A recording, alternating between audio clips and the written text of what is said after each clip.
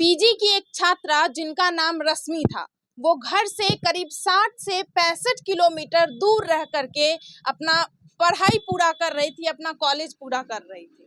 लेकिन उसी दौरान उस लड़की के साथ एक ऐसी घटना होती है जो उसका शव, उनका शरीर जो है गेट दरवाजे के पास संदिग्ध अवस्था में पाया जाता है। आखिरकार उस मासूम सी लड़की जिनका नाम रश्मि था, जिनका उम्र करीब 22 से 23 साल था, उनके साथ आखिरकार हुआ क्या? आखिरकार क्या कारण था जो उनका शरीर चौखट के पास पाया गया, वो भी काफी ज्यादा संदिग्ध अवस्था में? आखिरकार क्या है इस घटना की सच्चाई? पूरे परिवार में हम अभी मौजूद हैं। सबसे पहले नमस्कार, आदाब, सत श्री अकाल दोस्तों, मैं पूजा, आप देख रहे हैं आपकी मीडिया। तो अभी हम मौजूद है पूर्णिया जिला के रुपौली प्रखंड के बहादुरा गांव में, और यहाँ पे उसी लड़की के परिवार में हम अभी मौजूद है। आखिरकार उस लड़की के साथ क्या हुआ है और पूरे परिवार की क्या स्थिति है, और जिस लॉज में वो रहा करती थी उस लॉज वाले का क्या कहना है, आप सभी को बताएंगे और आप सभी को उनके माता, उनके पिता, उनके भाई, उनके पूरे परिवार से मिलवाएंगे। चलिए चलते हैं। रश्मि के पिताजी हैं। अच्छा, क्या हुआ था? आपकी बेटी आज इस दुनिया में मौजूद नहीं है और पूरे परिवार का काफी खराब स्थिति हम समझ सकते हैं, लेकिन सर आखिरकार आपकी बेटी के साथ हुआ क्या हुआ अभी तक वही बात हमको समझ में नहीं आ रहा है। जबकि डेथ करने से उस रात में 2 बजे दिन में हम बात किए हैं, उसकी मम्मी 6-7 के बीच में बात की है। हमारी बड़ी वाली बेटी जो है 10 बजे लगभग बात की है। छोटी सी बच्ची है 4 महीने की, उससे भी वीडियो कॉल पर बात कराया है। सब कुछ समान है। हमने पूछा अभी तेरा कैसा तबीयत है? ठीक है। खांसी क्या पोजीशन है? ठीक है। मतलब हल्का आया था छठ में, तो सर्दी उर्दी हुआ था, खांसी हुआ था। यहाँ भी ट्रीटमेंट किए थे। 7 तारीख को उसको फिर सिरप भी दिए थे कि भाई, इधर जो 2-3 दिन बात किए तो खांसी भी नहीं हो रहा था। मतलब सब कुछ सही था। अच्छा, रात में वीडियो कॉल पे बातचीत होता है, सब कुछ सही रहता है, लेकिन उसके बाद अचानक ऐसा क्या होता है कि उस लड़की का शरीर करीब 6 बजे के सुबह में रूम के पास पाया जाता है? और ये भी कहा जा रहा है जब रूम मालिक के द्वारा उस शरीर को देखा जाता है तो उस शरीर को टच भी नहीं किया जाता है, जो आखिरकार क्यों पड़ी है, क्यों बेहोश हुई या कोई प्रॉब्लम है, कुछ भी नहीं। और ना ही उस रूम के मालिक के द्वारा, रूम के ऑनर के द्वारा उस लड़की को अस्पताल लेके जाया जाता है, कुछ नहीं, वहीं के वहीं पड़े रहते हैं। घर वाले करीब 1 घंटा बाद वहां पे पहुंचते हैं क्योंकि डिस्टेंस काफी लंबा था। उसके बाद उस लड़की का शव पाया जाता है, वो इस दुनिया में मौजूद नहीं रहती है। अब बताइए, एक लॉज में कोई भी लड़की रह रही है और रूम ऑनर भी वहीं पे रहते हैं, लेकिन रूम ऑनर का कहना ये रहता है हम उसको नहीं टच करेंगे, वो देखते तक नहीं है कि वो जिंदा है कि इस दुनिया को छोड़ गई है। वो हमको सुबह फ़ोन किए, हमारी बड़ी लड़की उठाई फ़ोन। Room owner? हाँ, रूम ऑनर, उसका बेटा था, जो भी उसका आवाज़ दोनों बाप बेटा का एक ही था जी। तो बोला कि जो है आपकी बेटी जो है रश्मि, वो गिर पड़ी है। तो किसी को तो बोला सीढ़ी से गिर गई है, हम कहा गए सीढ़ी किसी से उतरेगा, तो गिर गई है, तो थोड़ा ब्लड निकल गया है, थोड़ा ब्लड निकल गया है, देखिए, और वो सेंसलेस है, आप फौरन आइए। हम लिए देखिए ऐसा बात है, तुरंत उसको अगल बगल का डॉक्टर को दिखाइए, जो खर्च होगा हम देंगे। आप लोग बोले जो डॉक्टर हमको, हम बोले खुद कि हॉस्पिटल नहीं, अगल बगल भी ट्रीटमेंट प्राथमिक उपचार कीजिए, फटाफट हम पहुंच रहे हैं, जो खर्चा होगा हम देंगे। अच्छा, रूम ऑनर का ये कहना था बेहोश हो गई है? हाँ, बोला गिरी पड़ी है, सेंसलेस है, मतलब बेहोश है, सेंसलेस है। तो हम बोले कि आप उसको तुरंत अगल बगल का कोई प्राइवेट डॉक्टर उसको दिखाइए, हॉस्पिटल ले जाइए, हम पहुंच रहे हैं, फिर करेंगे। बोला नहीं, आप आने के बाद कुछ होगा। हम बोले ठीक है। फिर यहाँ से हमारे समधी जी हैं वहाँ, आजी साहब कोठी पर थे, उनको फ़ोन किए। एक लड़का मेरे गांव का था, उसको फ़ोन किए, दोस्त को किए, तो समधी को आने में देरी लगा। तो दोनों, जो लड़का था वहाँ पहुँचा, ऊपर देखा, वहीं पर एक फ़ोटो खींचा है गेट पर का, जो आप लोगों को दिखाए। उसके बाद वो लोग हेल्प नहीं कर रहा है मकान मालिक, वो लोग उतारा वहाँ से नीचे। जहाँ तक मकान मालिक का ये भी कहना होगा शायद बेहोश हो गई, चोट लगा, गिर गई, दुनिया से खत्म हो गई। ये कुछ नहीं बोला हमको, ये कुछ नहीं बोला, कुछ नहीं, खाली बोला सेंसलेस आप आइए। खून जो निकला है, ब्लड जो निकला है सर, काफी ज्यादा ब्लड निकला है। काफी, वही तो बात नहीं बताया हमको बोला कि गिर पड़ी है, सो ब्लडिंग भी हो गया है, तो आप जल्दी आइए। हम सोचे, लेकिन आप बोले थे डॉक्टर के पास ले जाने, लेकिन नहीं ले। खूब बढ़िया से बोले, खूब अच्छा से बोले। हमारी बेटी भी बोली कि उसको डॉक्टर को दिखाइए, पापा को हम भेज रहे हैं। हम यहाँ तो बोले पैसा जो लगेगा हम देंगे, आप दिखाइए। अब बताइए, यहाँ पे कोई भी लड़की, मोस्टली लड़कियां को पेरेंट्स उस जगह रखते हैं या उस हॉस्टल में डालते हैं या उस लॉज में डालते हैं जो काफ़ी ज़्यादा प्रोटेक्शन वे में रहे, लॉज का जो ऑनर है, जो रूम के ऑनर है, वो काफ़ी अच्छे रहे, पारिवारिक तरीके से रहे, तब उस हॉस्टल में या उस लॉज में पेरेंट्स डालते हैं ताकि हमारी बेटी उस हॉस्टल में सुरक्षित रहे, उस लॉज में अच्छे से रहे।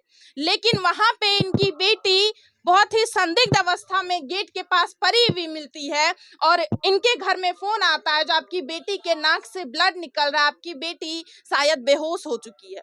लेकिन जब इनका ये कहना रहता है प्लीज आप जल्दी से जल्दी हमारी बेटी को डॉक्टर के पास लेके जाइए, तो वो रूम ऑनर एकदम क्लियरली मना कर देते हैं, नहीं हम कुछ नहीं करेंगे, आप लोग आइए। जो कि उन्हें पता था कि उस लड़की का घर उस लॉज के करीब 60 से 65 किलोमीटर के डिस्टेंस पे था, मतलब करीब 1 से 1.5 घंटा इंसान को जाने में लगता। कम से कम कितना भी स्पीड में अगर कोई गाड़ी चलाएगा तो कम से कम 1.5 घंटा, एक घंटा 1.5 घंटा लगेगा। लेकिन उस वक्त उस बीच में जो टाइम था 1 से 1.5 घंटा का, उस वक्त वो लड़की गेट पे ही पड़ी रही। रूम ऑनर या उसके जितने भी लॉज में जो भी लोग रहते हैं, कोई कुछ भी नहीं किया, कोई हेल्प नहीं किया।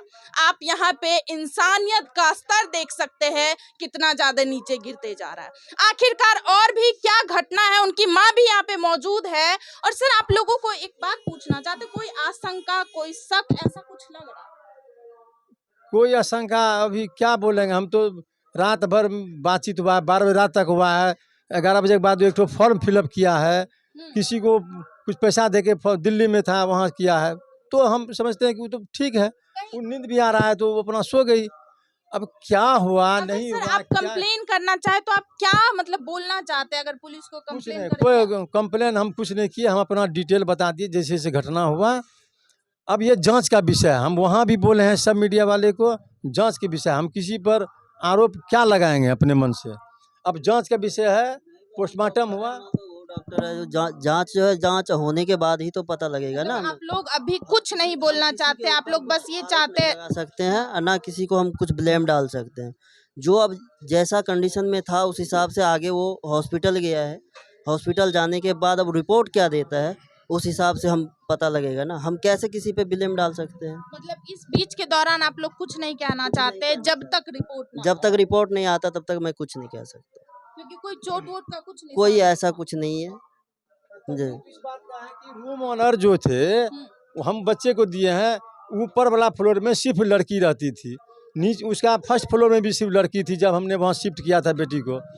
अब कब वो लड़का को शिफ्ट किया भगवान जाने। जिस फ्लोर में हमारी बेटी थी उस फ्लोर में भी लड़की ही लड़की थी, जस्ट उसके बगल में भी एक लड़की है, उसके आगे में बोला कि एक भाई बहन रहता है, कोई कहता है पति पत्नी रहता है।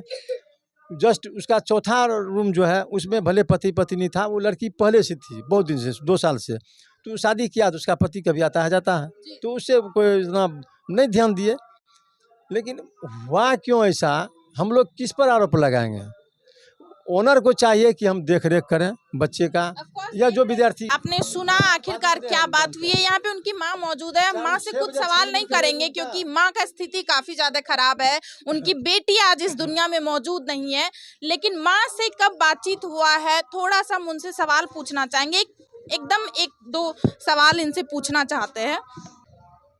तो उससे बात किए ही है 6-7 के बीच में, अच्छे से गपशप जैसे सब दिन करते थे उसी तरह हुआ, नॉर्मल गप हुआ, हंसना बोलना, बच्चे को खिलाई वीडियो कॉल पर, फिर उसको बोले जा खाना बना बेटी, पहले खा के तब रजाई में जाना। तो कोई आशंका, कुछ हमको इस अवस्था में कोई भी कर सकता है। ऐसा तो नहीं लग रहा कहीं बेहोश हो गई, चोट लग गया, तो कुछ भी ऐसा हो सकता? ऐसा आज तक नहीं हुआ था तो कैसे बोल सकते हैं, आज तक कभी नहीं हुआ था बेहोशी।